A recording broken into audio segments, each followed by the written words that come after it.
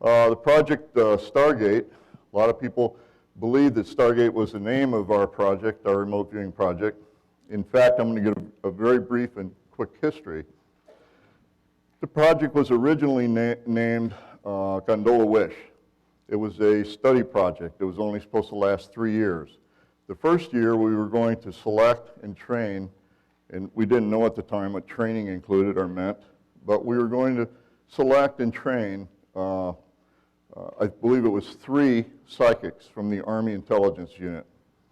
These 3 psychics would spend a year learning what remote viewing was and all the ramifications of what they had to do remote viewing. And then in the second year, they were going to be turned loose in the world, and they would operate exactly as a Russian agent.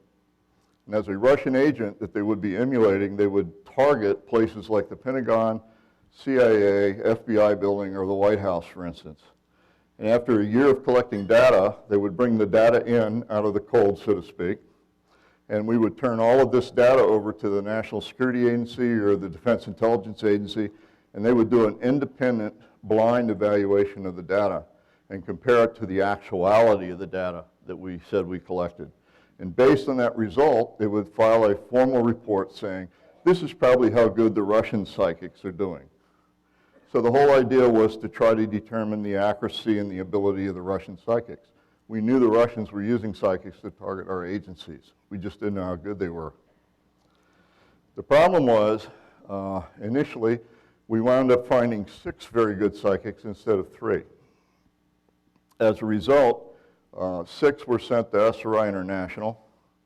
I happened to be the first one sent there, and I was tested by being run through 6 double-blind remote viewings. I had never heard of remote viewing when I got to SRI International, so I was a little bit miffed at what I had to do. They put me in a sealed windowless room. They gave me a picture of an individual and said, please describe in detail or draw exactly where this person's standing. It turned out I had 5 perfect results and 1 near perfect, so I got volunteered for the project. Grill Flame is the operational version of the study project. It was nice being in the study project because we had perfect deniability.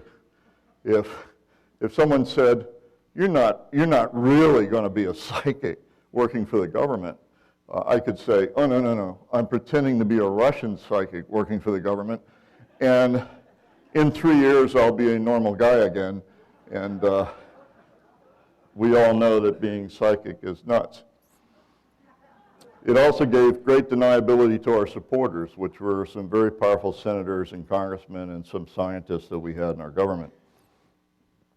As it turned out, when we became fully operational, and we had such good success in the Tehran-Iran operation, which went for over a year and produced something like 1,200 reports, we were inundated with tasking from every agency in the federal government. There's some things about remote viewing that I should tell you in the front end of this because it's necessary for you to know them. In terms of accuracy, a lot is said about accuracy.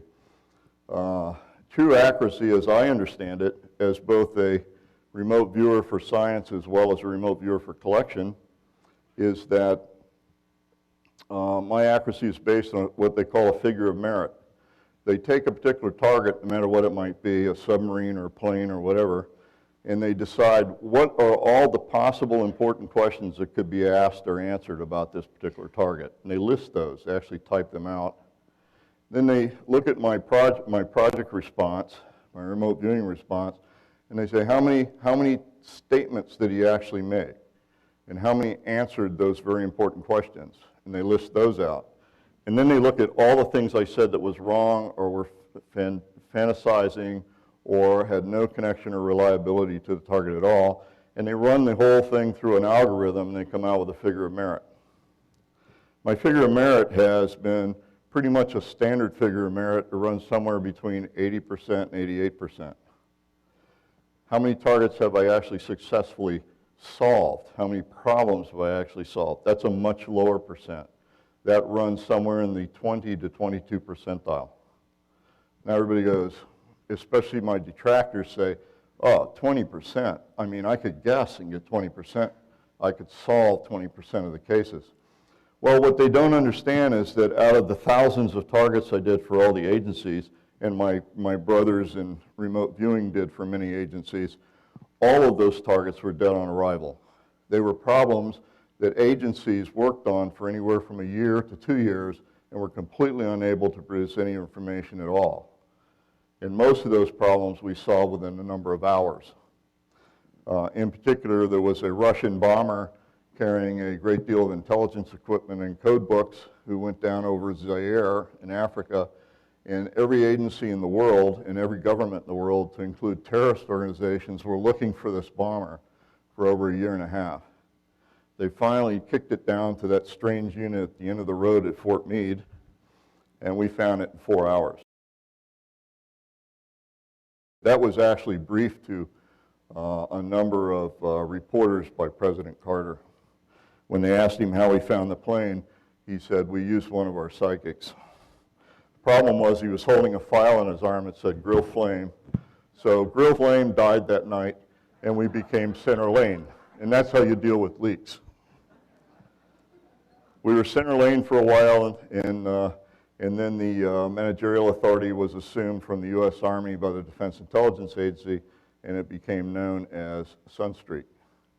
It was Sunstreak until Congress directed the CIA to assume managerial authority for it, because everybody knows human operations belong with the CIA, especially very dark human operations. And the CIA, in spite of the fact they refused to assume responsibility, renamed it Stargate. There's also some comments made earlier about special access programs. We were the most watchdog special access program in the entire history of the U.S. Army. We had 3 oversight committees, 15 members on each oversight committee, 1 scientific, 1 congressional, and 1 human rights. All were keyed off the Constitution of the United States. We had not a single violation in the entire period of the project, 20 years. And in fact, 2 of the members on some of the oversight committees were Nobel laureates. Just to give you an idea how remote viewing works, we had an agency that came to us and said, "We'd like to give you a lot of money for your research, but we don't know if you're for real. And so what we would like to do is have you give us an example of your targeting ability." And we said, "Okay, that's fine. You can test us. We'll accept that. But it'll cost you the test cost." And they said, "Fine. And if you succeed, we'll give you a lot of money for your research." So it seemed like a pretty good deal. And they said, "Have you ever tracked an individual or a person?" And we said, "Yeah, we've done that a number of times." And they said, "Well, okay, we would like you to do that, only we're going to control everything. You get nothing. You just get an identification for the target." And what they gave us as an identification is a 3x5 card with a social security number written on it. They said, "Sometime over the next year, what we'll do is we'll contact you directly by phone on 3 occasions. And when we call you, what we'd like you to do is just describe exactly where the person's standing." I said, "Okay." And the first time they called me, it was actually midnight, and I was in bed already out in San Francisco. I was out there for a 2-week research project, and I was staying with one of the researchers, Dr. Nevin Lance, at his house in San Francisco at the time. And he woke me up at midnight and said, "You have a telephone call," and it was a tasker saying, "Okay, describe where our target is." And what I drew is this. I specifically said that there was a building A that had 7 floors, and the center of the 7th floor top was a facility office.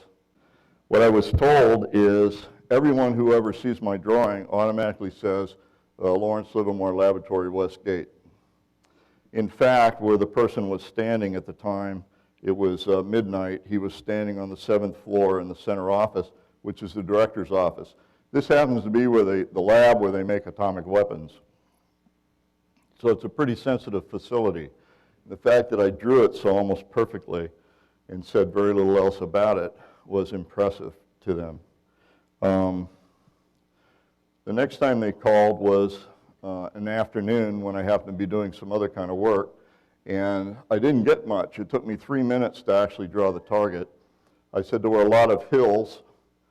and that there were single power poles, a whole lot of very single power poles everywhere, and there was halos around each of the pole tops, so there must have been movement there, and some kind of a grid that was passing a form of electricity or something.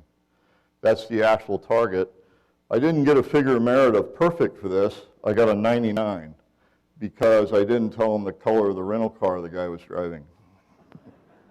This is a wind generation field in California. Altoona Pass, I think. This was the third time. It was a little bit more complex.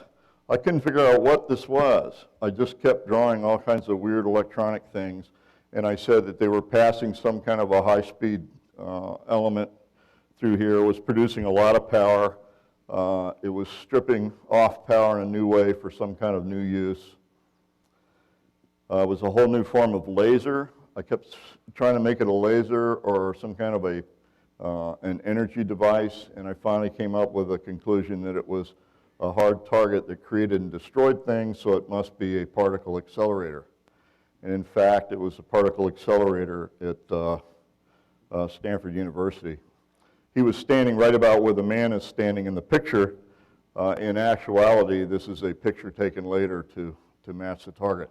He actually took the pictures of the original two, one by a helicopter and one from his parked car. Stanford Accelerator. They came and asked me, well, you've done really well on these other three targets. Can you tell us something about what the guy's doing? And I actually started drawing what he was doing. I said he was testing some kind of device, and it had very specifically this angle right here.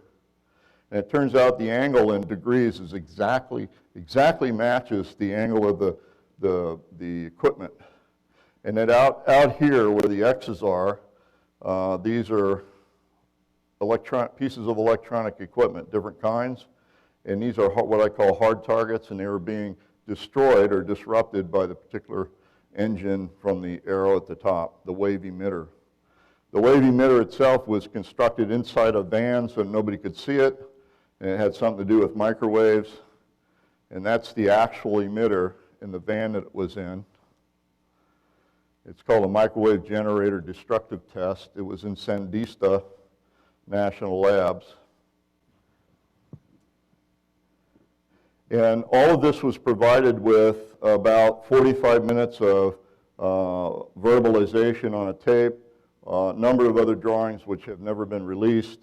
And in fact, the separate agency that analyzed it said that exactly what it was, and so that they could actually replicate it down to the frequency it was using based on my information.